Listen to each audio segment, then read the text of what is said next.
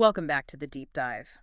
For a long time, we focused on the calculus of addition. Right. What new skills can we learn? What new projects can we take on? We just assume that doing more is always the way forward. But today, we're going to flip that whole equation on its head. We're stepping away from that idea that success requires addition and moving straight into the simple arithmetic of subtraction. That's right. Our mission today is to explore essentialism, the art of saying no. And just like this philosophy is a shortcut to clearing out life's clutter, this deep dive is your shortcut to understanding the key insights from the sources. And we really have to start with the culture that's all around us. We're just obsessed with busyness. Oh, completely. Our culture doesn't just tolerate the hustle, it celebrates it. It holds up being scattered and multitasking as some kind of virtue. And we all play along, don't we? I want you to just think for a second. The last time you saw a friend and they asked, "How are you?" What did you say? Let me guess. I'm so busy. Exactly. So busy. And you see it with this weird mix of total exhaustion and also a little bit of pride. Busyness has somehow become the same thing as importance. Yeah, it's like a shield, a social shield that says, "See, I matter. I'm needed everywhere." Hmm. And that is the ultimate trap for ambitious people because it makes the real challenge completely invisible. The hardest skill isn't learning how to pile more onto your plate. No. The hardest skill is learning how to ruthlessly clear it. It feels so wrong, though. Yeah. It feels counterintuitive, like you're being lazy or you're missing out on some big opportunity. Right. But our sources all point to the same thing, this deliberate, focused reduction that is the single most vital skill for any kind of massive breakthrough. Okay, so let's unpack that. I love the central metaphor in the material, which is all about how we dilute our energy. Ah, yes. The common belief is that saying yes to everything, the extra meeting, the side project, it all builds some kind of momentum. But it's dilution. It's energy dilution. Imagine your total focus, all your mental capacity, as this powerful ball of light. If you tried to scatter that light across 10 different projects, 10 different obligations, you just don't light up anything effectively. You just end up sort of shimmering dimly over a huge area. Precisely. The light is weak, it's scattered, you feel active, you feel like you're glowing, but you can't actually achieve anything significant. You become what the sources call a scattered light bulb. I think we've all been that light bulb. That feeling of running to catch up, dropping one ball as you pick up another, and just feeling this constant low-level anxiety that you're underperforming everywhere. And that anxiety is the cost of being spread too thin. Yeah. So contrast that with the laser principle. Okay. You take that exact same amount of energy, that same ball of light, but you focus it. You concentrate it all into one single cohesive beam. And what happens then? Well, that beam becomes powerful enough to cut through solid material. It can sever steel. The difference isn't the amount of energy. It's the distribution. It's the distribution of energy. That distinction right there, that's really the fundamental choice facing you, isn't it? Do you want your time to be spread thinly over a dozen mediocre things? Or focus like a laser, able to cut through the one thing that really matters? And if you choose the laser, you have to realize that even our language has this trap built into it. This is the part I found fascinating. The linguistic history of a word we use constantly. Priority.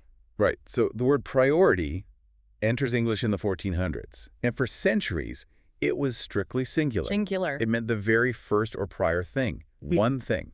No ambiguity. One single thing. That sounds so simple and so completely foreign to how we talk today. And here's the kicker. It stayed singular for nearly 500 years. Yeah. It wasn't until the 1900s, right around the Industrial Revolution, when we started trying to squeeze more output from everyone. So the efficiency mindset literally changed the language. It absolutely did. We pluralized it. We started saying priorities. We decided somehow that we could have multiple first things at the same time. Which is, it's just impossible. By definition, if you try to serve multiple first things, you're not really serving any of them as the first thing. You're creating a linguistic lie. Yeah. You can't have multiple firsts.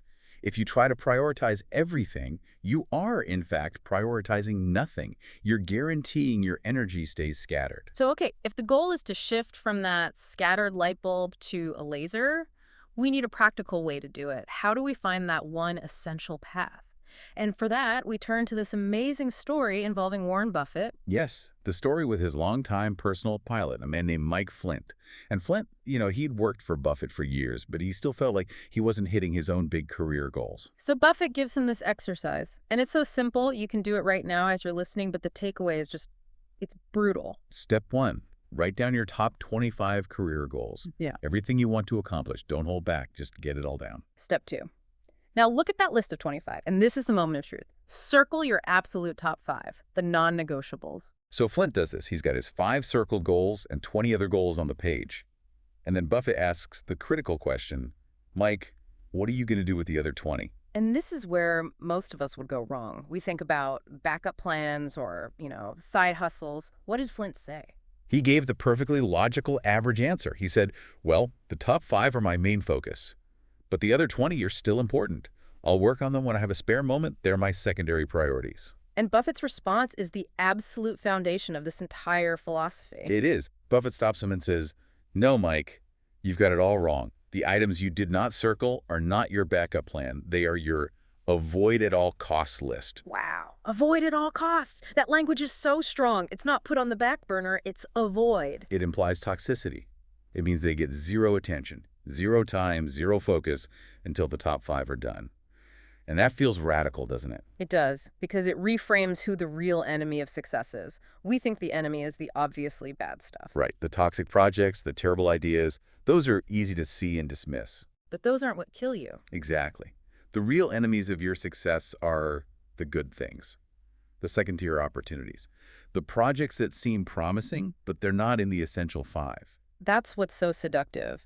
A good idea requires just enough of your time to feel legitimate, but it steals just enough focus to make sure you never succeed at the vital things. It's death by 1,000 cuts. But the cuts are all inflicted by decent, well-meaning, but ultimately distracting opportunities. If you don't treat those other 20 good ideas like poison, they will bleed your laser dry. I have to push back a little on that, though. I mean, in the real world, good opportunities pop up, networking things, potential projects. If you take this avoid at all costs list too literally, aren't you risking missing a connection that could help with goal number 2? Where's the line? That's a great question. And the essentialist answer is that the line is the 5 you circled. The potential benefit of the other 20 is an illusion if it costs you certainty on the top 5.